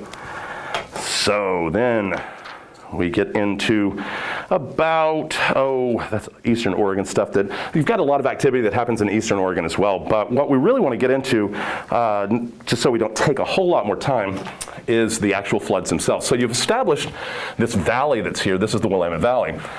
You've got the gorge that goes through here. The Columbia River is going out here to the ocean, right? So about 15,000 to 10,000 years ago, coming out of our last ice age, you have all these glaciers that are moving down. Huge ice sheet that comes down from Canada all the way down, extends all the way down into Missouri, basically, into the middle part of the United States, and kind of cuts across. It starts melting. So you have all these glaciers that are moving and carving up the land. And so in Montana, Missoula, Montana, as a matter of fact, the Clark Fork River was established at this point. You've got all of these glaciers that start coming down into the Clark Fork River. You have to understand that the Ice Age melting, it's not a whole event. It's a series of events that it's not like just it warms and then all of a sudden melts. It's still cold. It's slowly melting. And you've got these glaciers that are coming up, and they start clogging up at the Clark Fork River at Missoula, Montana. You can actually see where this happened. If you go to the University of Montana there in Missoula, you can see where this all happened there. But the glaciers start backing up, and they create this huge ice dam. This ice dam was about a mile wide and about 15 miles deep. It was huge. So all of the melting water starts backing up because of this ice dam, creates what's known as prehistoric glacial Lake Missoula. And so it's the largest prehistoric lake that we know of. Again, may have been others, but that's the largest one that we know of. It starts filling up, and it's billions and billions and billions of gallons of water. All of a sudden, you've got all of this pressure. So ice freezes at a different temperature, because of pressure. So the ice on the top is a lot thicker than the ice on the bottom of the dam. So basically, you've got the dam that's building up like this. And so it can't handle the pressure from that water, and it finally gives way. And it breaks. All of that water comes from the bottom out. And in a matter of about 2 days, this whole lake drained and flooded the western part of Montana, Idaho, eastern part of Washington. So all of this water is coming down and just ripping through at intense speeds. You're talking about, 70-mile-an-hour currents and stuff. I mean, really fast. And it's just ripping rocks and trees and debris, and you've got ice that's all in it as well, and it's carving up all of this landscape out in eastern Washington. And so it rips off the topsoil, basically. Well, all of that water, you've got the Cascade Range that comes up here. You've got a little rim that is higher elevation, starts backing up. So the water starts backing up because it can't go out. So it starts filling up into the gorge as well. But the gorge can only handle so much water, and so that water starts backing up, right? So you get this lake. It's called Prehistoric Lake Murray. It's a temporary lake that only lasts for a few days. The water is backing up. Well, it starts filling up down here into the valley because it can't go out to the ocean fast enough. And so around Portland, it starts backing up and filling up this whole area in the Willamette Valley, and it creates this temporary lake called Lake Allison. That's where you get the Allison Hotel. And so Portland was under about 400 feet of water at that time. That's the high mark. So this area eventually will drain out around where Corvallis is, eventually, and then out into the ocean from the Columbia River area. But this was a series of floods that happened. So after the first one, same thing happens. It starts freezing again, starts backing up. So about every 75 years, the same event would happen. And you get this flood, and all the topsoil is getting ripped off.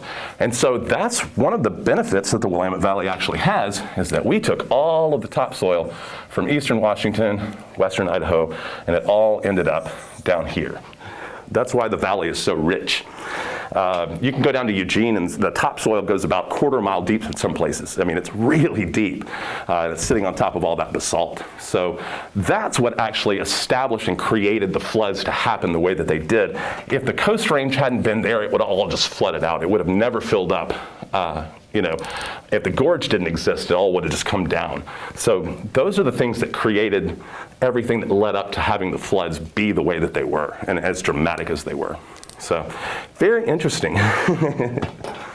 So as a result of the floods, then, and we've heard this before, but kind of continue the story for us. Yeah. As a result of the floods, what does that make the Willamette Valley What does that make unique about the Willamette Valley?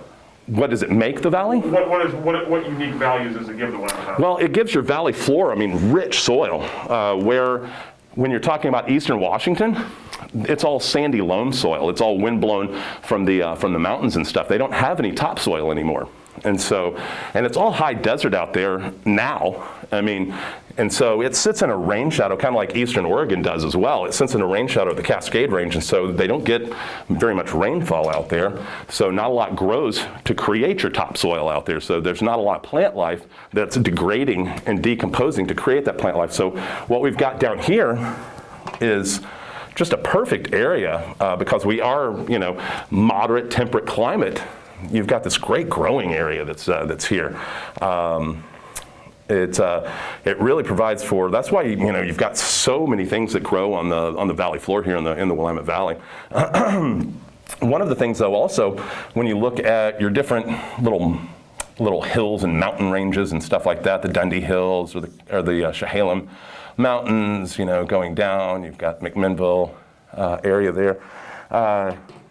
You've got higher elevations that were above that flood line. And so you're retaining a lot of your clays and things like that that didn't get ripped off from the flood lines. And so that's really good for grape growing. And so those higher elevation sites tend to retain more clay because it wasn't all washed away because of the floods. And you get into sedimentary aspects with some of those lower elevation sites. So yeah, that was one of the things. So you've got the Chehalem Mountains that were already established. So that created a little area like where Highway 99 is going up if you're going to Portland. All that water just comes through right in there. And it would have been so immense when the floods were happening. There were people hypothetically around at that time. It was only 15 to 10,000 years ago. So there would have been natives here at that time. Can you imagine? Just the noise of water rushing through, boulders coming down. If you ever go outside of McMinnville here, there is a big boulder that came down from Canada in the floods that's out there. It's really neat. But you see them all over the place, those the big rocks that came down. It was just ripping. I can't imagine a huge boulder coming at you at 60 miles an hour. That would just be insane. But yeah, so that flood line out in Washington, because it was so close out here to the original dam break, it was closer. The flood line goes up to about 1,200 feet there. That's where the Lake Murray goes up to about 1,200 feet. So we actually have a vineyard that we source fruit from that's out. It's the most westerly planted vineyard in the Yakima Valley, and it sits about 1,300 to 1,500 feet. So it was actually above that flood line, and it retains the original blue clay soils that are out there. It's one of the few vineyards that actually does. The rest of it's all sandy loam stuff. Really neat. But yeah, so that's what created the event to happen the way that it did. The lake would have been just interesting to see, though. If you stand up in the Chehalem Mountains, a lot of times if the fog's rolling in, the fog will settle about where that lake would have been, and you just see the little tops of the Dundee Hills that are sticking out. And you can imagine that's what the lake would have looked like at that time, all the way down to Eugene. So from the floods, how long until the landscape that we recognize today starts to take shape? The landscape was really already here during that time. It hasn't changed a whole heck of a lot because that was only 15,000 years ago. So there hasn't been a whole lot of activity that's happened. Obviously you've got, some volcanic activity that's been happening in the Cascade Range and stuff. Obviously St. Helens, is still making its thing. But there hasn't been a whole lot of activity since then because it's a relatively short period of time, geologically speaking, because you're talking about 300 million years between some of these events and 50 million or 100 million years, and that's a long time, at least in our perspective. But yeah, it hasn't changed a whole heck of a lot since the floods actually happened. What about how long it took the water to get out? A few days. It would have been that's they estimate just knowing the rate of water going out and stuff like that. It was 5-6 days, something like that. That we would have had a temporary lake. But obviously you would have, as it's settling out, you would have little pools of water that would stay around and stuff. You just have all these little inland lakes, in the valley that would might be around for longer if they were lower elevation sites and they wouldn't drain out, as quickly. So you'd have all these little temporary lakes and stuff. Very interesting. It's crazy. It really is. But had things been a little bit different geologically speaking, had certain things not happened, had you not had the Coast Range, to block that water in, had you not had the Cascade Range the way that it is, it wouldn't have happened the way that it did. If there had been a way for it to come out of the gorge, it might have come out the eastern side, into eastern Oregon, and it never would have come this far, possibly. But it didn't have any way to escape out there. It was just in that gorge and just channeling it in. And you can imagine all of that water coming into this narrow little area, and just the force, the pressure that would have been going through the gorge. It would have been crazy. And then it comes out, obviously, like when you get into Portland, like outside of the gorge, and it would have just, exploded all over. Pretty neat. So that's that. That's kind of what you don't hear a lot of. You hear a lot about the floods, but you don't hear a lot about like what actually took place to create the floods the way that they did. Absolutely. Any questions? My horrible drawing up here. He gets the point across. Yeah, right. Very cool. Well, thank you. We really appreciate Thank you very it. much. Absolutely. And Yeah. sharing this with us. So, Yeah, absolutely. My pleasure. And I actually remember the report button, so that's